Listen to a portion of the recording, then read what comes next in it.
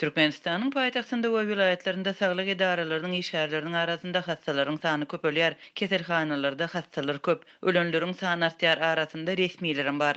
Azatlyň habarçylarynyň maglumatlaryna görä hastalar COVID-19 üçin synag edilýär we köplenç synaglar koronawirusyň bardygyny tasdikleýär. COVID-19 wirusynyň magsus keseliň ýaýramagyna garamazdan ýurdun häkimetleri bu keseliň ýokdugyny öňe sürmegini dowam etdirýärler. 18-nji ýylda Liwap vilayatynyň Fara betrawynyň häkimi Hasan Metkuliyev pnevmoniýadan aradan çykdy. Bu barada Azatlyk radiosynyň ýagdaýdan habarly çeşmesi şenbe güni habar berdi. 20-nji ýylda Türkmen News garaşsyz neşri hem bu maglumaty tasdiklady. Metkuliyev ençime gün bäri Türkmenawadyň hastahanasynda bejer galýardy. Azatlyk radiosynyň habarçylary we çeşmeleri şuňlar synaglaryň netijesinde koronawirus keseli tasdiklanýan hastalar barada günde maglumat berýärler. Vilayatyň onkolog hirurgynyň koronavirus üçin synagy oňy netije berdi. Vilayat saglyk goraýyş bölüminiň iki işgärinde de kesel tapyldy. Keselhanalarda adam köp dip Azatlygyň Türkmenawatdaky saglyk saklaýyş edarasyndaky çeşmesi 21-nji ýylda habar berdi. Şol gün Türkmenawatdaky habarçymyz köp uğurly hastahananyň koronavirus keseli bilen kesellänler üçin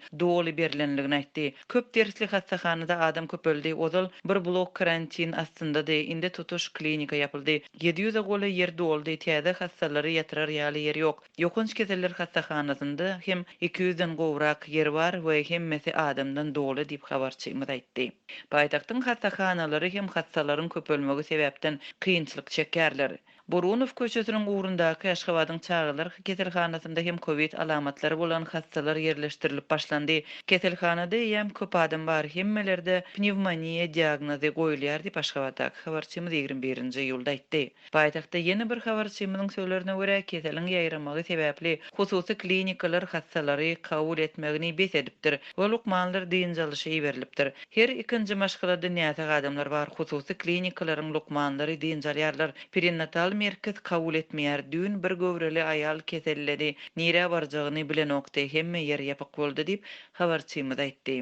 Azatlyň habarçylary Türkmenistanda keseliň ýaýramagynyň hökümetiň bolsa ýurtda koronawirusyň hem pnevmoniýanyň bardygyny resmi taýdan ikrar etmeýänligi bilen bir wagtda berk çäklendirmeleri girizmegi sebäpli ilatyň arasynda aladalyryň artýanlygyny habar berdiler. Etrapçamyzda adamlar maskaly ýürýärler. 11-nji etrapçada bolsa köpüsi maskasyz hem polisiýa maşynly aýlanyp gaty ses edip maska giýmegi haýyş edýärler, jerime de salmaýarlar. Bu biziň üçin görülip eşidilmedik bir ýagdaý. Adamlar bir-birine jaň edýärler we ýene de täze kesellänler barada gurrun berýärler diýip Aşgabatdaky habarçymyz 21-nji ýylda habar berdi. 21-nji iýuldan 1-nji awgustga çenli iri sowda merkezleri we bazarlar hem işini toktadyarlar. Yarım resmi Orient neşriniň habaryna görä bu deshalar sanitariýa hem dezinfeksiýa işleri üçin ýapylýar. Şeýle hem bu döwürde idaralar we hyzmatkarhanalar ýapylar. Kinoteatrlar, teatrlar, seýilgäkler, oýun attraksionlary, muzeýler, gözellik salonlary, dellekhanalar, hammamlar, gowra rastlaýjy we tikinçilik kärhanalary işini beseder. Sport ýazhalary, basseynler, fitness we aerobika klublary, gysga möhletli tölegli kurslar we oýun merkezleri wagtlaýyn ýapylar. Seýşenbe günden aýyň ahyrına çenli naharhana kärhanalary, restoranlar, kafeler, barlar we çaýhanalar işlemez. Şol bir wagtyň özünde de naharhanalar sargat edilen tagamlary ilata eltip bermek hyzmatyny üpçünedir. Bu arada Orient neşri habar berýär. Mundan başga da Türkmenistanyň hökümetçi medeniýet ministrlikleriň bölümleriň şeýle hem edaralaryň we kärhanalaryň eýçilik görnüşine garamazdan işgärleri zähmet ruhsatyna iýermegiň maslahat berilýändigini habar berdi.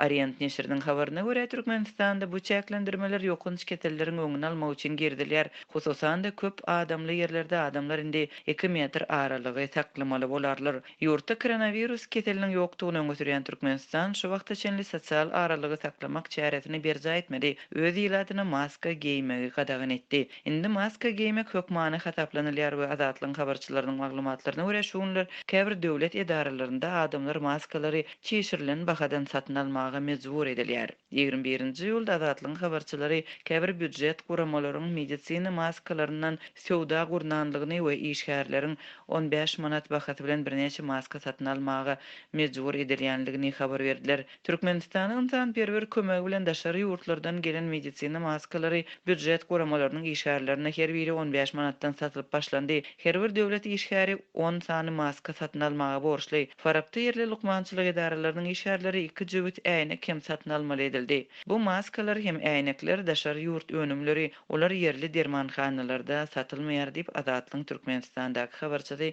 21-nji ýylda habar berdi. Bir näçe gün ozal bütün dünýä Saglyk Guramatynyň resmi toparynyň Türkmenistana eden saparyndan soň ýurdun COVID-19-a garşy göreşmek üçin bütün dünýä Saglyk Guramatynyň insanperwer kömeginiň gelip başlandygy habar berildi. Takminan 430 000 Amerikan dollaryna barabar bu ýük Türkmenistanyň Saglygy saklaş ministrliginiň haýyşy boýunça 320 000 lukmançylyk maskasyny, 10 000 respiratory, ýüz galkanlaryny, äýnekleri we halatlary öz için alýar.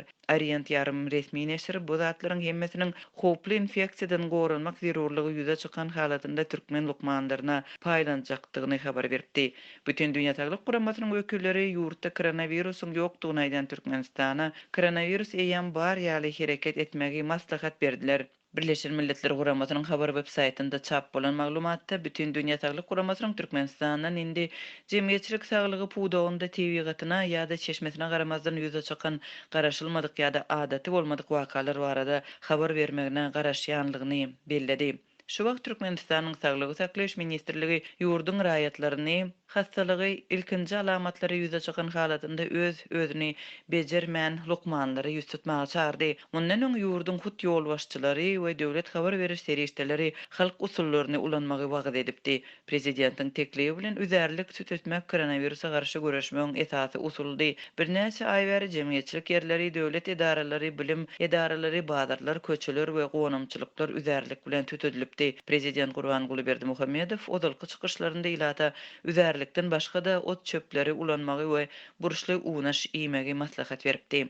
Mundan başga da öz çäginde koronawirusyň hem pnevmoniýanyň bardygyny ikrar etmeýän Türkmenistan beýleki döwletlere COVID-19-a garşy göreşde kömek we tejribe hödürleýär. Merkezi Aziýanyň News Asia maglumat portalynyň habaryna görä, indi Türkmenistan Kyrgyzstana koronawirusa garşy göreşde kömek eder. Türkmenistanyň Daşary işler ministri Reşet Meredow bilen Kyrgyzstanyň Daşary işler ministri Çengiz Aýdarbekowyň arasynda geçirilen telefon söhbetdeşliginde döwletleriň regiondaky pandemiýa garşy göreşmek boýunça ut hoşturulan çäreler barada alalaşandyklary aýdylýar.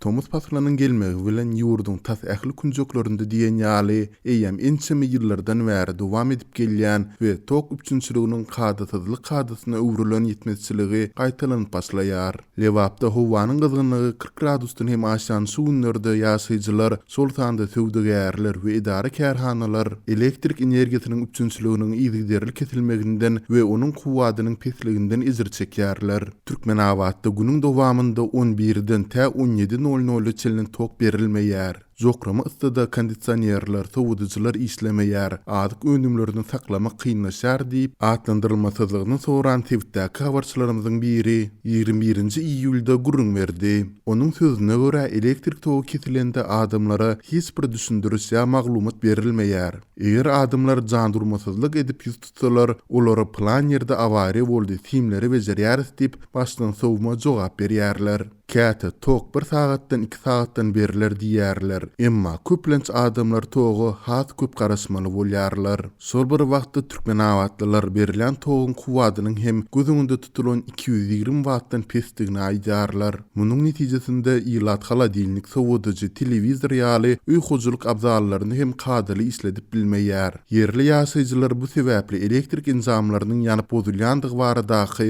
arşikaýetleriniň hem netijesiz galýandygyndan diýrenýärler. Azatlyň habarçysy bilen anonimlik şertinde söhbetde sulan yerli hünärmenleriň biri togyň ýygy-ýygydan kesilmeginiň kuwadynyň pes bolmagynyň sebäbini şäheriň könülip sağdan çıkan elektrik transformatorlary bilen düşündirdi. Onun sözlerine görä şäheriň aglaby tewitlerindäki entek Sowet döwründe gurulan transformatorlar könülip bugünkü günüň talaplaryny ödärden has ejid gelýär. Ol käbir transformatorlara 30 ýyldan hem köp wagtyň bolandygyny sözüne goşdy. Mundan başga-da yerli hünärmen elektrik idaralarynyň maddi inzamlaýyn bazasynyň gowşakdygyny, hatda predehraniterlaryň hem ýokdugyny, oňa derek adaty alümin simleri dolamagy mejbur bolýandyklaryny aýtdy.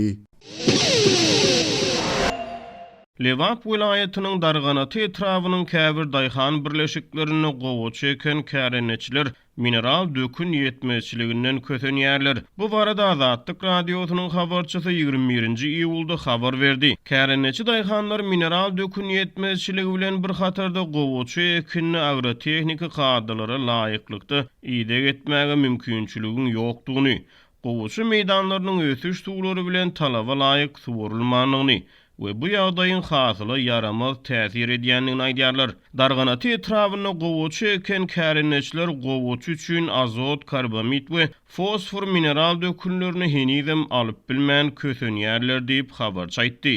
Türkmenistanyň döwlet kärenetçi daýhanlary şertname esasynda mineral dökünleri bilen ýeňillikli üpçün edýär.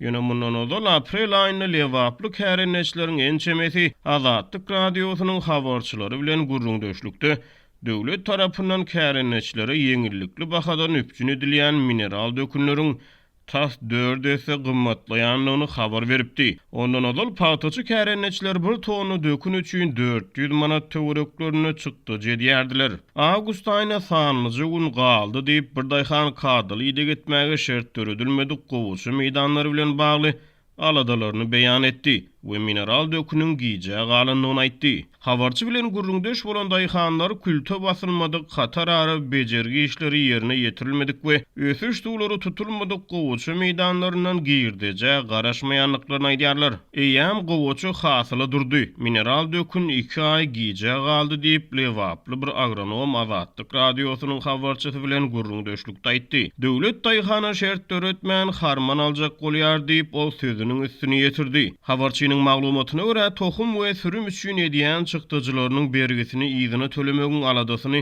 şu wagtdan edip başlan daýhanlar bar.